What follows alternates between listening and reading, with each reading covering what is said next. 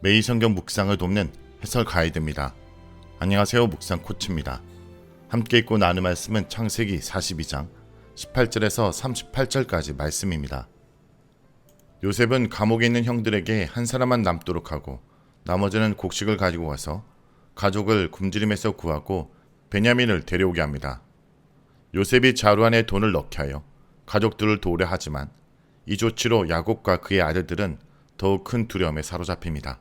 루벤이 두 아들의 목숨까지 걸고 베냐민을 데려가게 해달라고 하지만 야곱은 그의 제안을 거절합니다. 18절에서 20절은 요셉이 생명 보존의 길을 제시합니다. 사흘이 지나자 요셉은 자신이 하나님을 경외하는 사람이라 소개하며 형들에게 생명 보존의 길을 제시합니다. 그것은 그들이 정직하고 진실한 자들이라면 한 사람은 남아 인질이 되고 나머지는 곡식을 가지고 가족에게로 가서 집안의 굶주림을 구하고 막내 아우를 데리고 오라는 것입니다. 그렇게 해야 그들의 말이 진실임을 입증하게 되고 그들이 죽지 않고 살 것이라 말합니다. 요셉의 이러한 조치는 형들을 시험하는 것이었으나 그의 궁극적인 목적은 자신의 가족들을 구하고 아우 베냐민을 만나는 것이었습니다. 하지만 이러한 조치는 형들을 더욱 난처하게 만들었습니다. 왜냐하면 그들의 말이 사실임을 입증하고 모두가 살려면 아버지 야곱의 생명과도 같은 베냐민을 이집트로 데려와야 하기 때문입니다. 하지만 그들에게는 선택의 여지가 없었습니다. 그들은 요셉의 새로운 제안에 동의합니다. 21절에서 22절은 형들이 요셉의 일을 뉘우치는 내용입니다.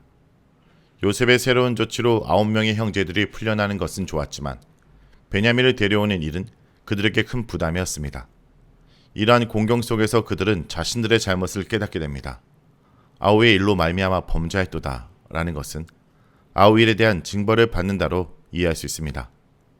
그들은 자신들의 잘못된 행동을 고백합니다. 요셉이 자신들에게 애원할 때 그들은 그것을 외면했다는 것입니다. 요셉과 같은 처지가 되고서야 형들은 요셉의 고통을 이해할 수 있었습니다. 이때 루벤이 말합니다. 그는 형제들에게 자신이 요셉을 죽이지 말자라고 했던 것을 상기시킵니다. 이러한 공경에 처하게 된 것은 자신의 말을 듣지 않았기 때문이라는 것입니다. 그리고 자신들의 고통은 요셉의 피값을 치르는 것이라 말합니다. 23절에서 25절은 요셉의 눈물입니다. 요셉의 형들은 통력을 세웠기 때문에 요셉이 자신들의 말을 듣고 있는 줄 몰랐습니다. 하지만 요셉은 그들의 말을 다 이해했습니다. 이때 요셉은 눈물을 흘립니다. 요셉이 흘린 눈물의 의미는 여러 가지로 해석할 수 있습니다. 요셉은 형제를 다시 찾게 되었을 때 울었습니다. 여기에서 루벤의 재발견입니다. 요셉은 형들의 대화를 통해 지난날 형들이 자신에게 어떤 행동을 했는가를 생생하게 기억할 수 있었습니다.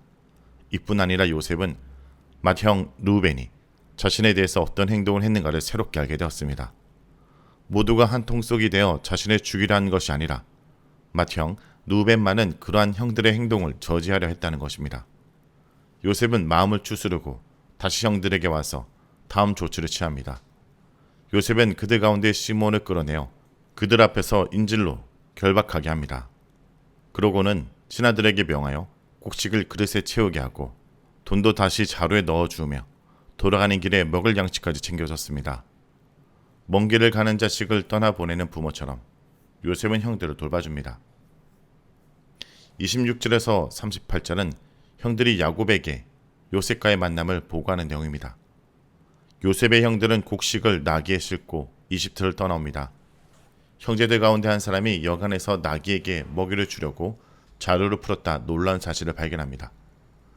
자신의 돈이 자루 아기에 그대로 있는 것입니다. 그가 형제들에게 이 사실을 알렸습니다. 그러자 형제들은 마음이 무너져 내려 힘을 잃고 떨면서 말했습니다. 하나님이 어찌하여 이런 일을 우리에게 행하셨는가? 자신들을 경악하게 하는 일을 당한 그들이 그 모든 것은 하나님이 자신들에게 하신 일이라고 하면서 탄식합니다. 이것은 예상치 못한 일을 당했을 때 의미 없어 보이는 반응이 아니라 행동의 결과가 행위자에게 돌아가도록 섭리하시는 하나님의 행동을 정확하게 집어내고 있는 말입니다. 형들과 가족을 생각한 요셉의 호의는 형제들을 더욱 큰 두려움에 휩싸이게 했습니다. 요셉에게 정탐꾼으로 오해받던 그들이 자신들의 진실을 입증해야 하는 상황에서 요셉의 돈을 훔친 도둑으로 몰릴 위험에 처하게 되었기 때문입니다. 형들은 가나안 땅에 돌아와 아버지에게 그들이 이집트에서 경험한 바를 모두 말합니다. 그들의 보고 가운데서 그들이 요셉을 어떻게 느끼는가를 여실히 드러냅니다. 그들은 요셉을 그 땅의 주인이라 지칭합니다. 이러한 그들의 호칭은 이집트에서 요셉이 차지한 위치와 역할에 대한 정확한 지식을 보여주고 있지는 않지만 은연중에 요셉의 꿈의 시련을 묘사합니다. 요셉의 꿈처럼 형들은 그 땅의 주인에게 하듯이 그에게 절하였고 요셉은 자신이 가진 권위로 엄하게 그들을 다스립니다. 형들은 요셉의 권위에 압도되어 정탐꾼으로 오해받는 것을 벗어나기 위해 자신의 가족상을 상세히 말했습니다. 하지만 혐의를 벗기 위한 그들의 노력은 더 큰 문제를 발생시켰습니다.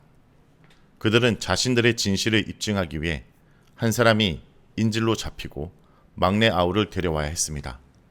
이것은 아버지 야곱이 가장 꺼려할 일입니다. 마지막에 너희가 이 날에서 무역하리라 하고 말한 것은 요셉의 말 가운데 들어있지 않았습니다. 이것은 베냐민을 데려가면 어떤 결과가 있게 되는지를 강조하여 아버지 야곱이 안심하도록 하기 위해서 형들이 덧붙인 말로 여겨집니다. 형들이 말을 마치고 각자의 자료를 쏟아내자 자료 속에서 각 사람의 돈문치가 나왔습니다. 이 광경을 보고 형들과 아버지 야곱은 또다시 두려움에 빠지게 됩니다. 이때 아버지 야곱은 탄식합니다. 그는 자신의 자식들이 잘못된 행동을 하여 자신이 사랑하는 두 아들을 잃게 한다라고 말합니다. 요셉에 이어 라헬의 남은 아들 베냐민까지 잃게 하려 한다는 것입니다. 그러자 루벤이 나섭니다. 다시금 위기의 순간에 맏형의 모습을 보여줍니다. 만약 베냐민을 다시 데려오지 못한다면 자신의 두 아들을 죽이라는 놀란 제안을 합니다. 야곱의 두 아들과 자신의 두 아들을 맞바꿀 수 있다는 말과 같습니다. 이전보다 더욱 적극적으로 행동하는 루벤의 모습입니다. 하지만 야곱은 그의 제안을 거절합니다. 다시금 야곱은 베냐민을 내 아들이라고 지칭합니다. 여기서도 라헬의 아들들을 특별히 생각하는 그의 편애가 드러납니다. 만약 베냐민에게 어떤 죄라도 미친다면 자신은 백발로 스울에 내려갈 것이라고 말합니다. 베냐민의 죽음은 자신에게 삶의 의미와 의욕을 빼앗아 가버릴 거라는 말입니다. 이것은 요셉을 잃었을 때 보였던 반응을 떠올리게 합니다. 이처럼 베냐민은 요셉이 없어진 상황에서 야곱에게 요셉과 같은 의미를 지닙니다. 성도 여러분, 오늘 말씀 통해서 우리는 하나님은 우리 과거를 묻어두지 않고 치유하신다는 것을 알 수 있습니다. 형들이 겪은 공경은 요셉의 보복이 아니라 그들의 영혼을 수술하시려는 하나님의 사랑이었습니다. 우리 삶에 찾아오는 이해할 수 없는 고난이 있다면 혹시 내 영혼의 깊은 곳을 정하시려는 하나님의 손길이 아닌지 돌아보기 원합니다. 말씀을 놓고 기도하겠습니다. 주님, 우리에게도 요셉의 형제들처럼 남모르게 품고 있었던 잘못된 과거가 있습니다. 세월이 흘러 잊혀질 줄 알았는데 작은 바람에도 흔들리는 연약한 죄책감이 우리를 짓누를 때가 있습니다. 주님, 이 시간 고백합니다. 우리가 주님 앞에 죄인입니다. 우리의 완악함과 이기심으로 인해 상처 입혔던 이들의 눈물을 기억하지 못했던 우리를 용서하여 주옵소서. 그러나 주님, 그로 인한 시간이 은혜의 통로였음을 이 시간 고백합니다. 우리를 몰아붙이는 환경이 사실은 우리를 살리시는 하나님의 세미한 간섭임을 고백합니다. 오늘 이 시간 우리가 그동안 묻어두었던 과거의 잘못을 주님 앞에 돌아보며 고백하는 시간이 되게 해 주옵소서. 예수 그리스도 이름으로 기도합니다. 아멘.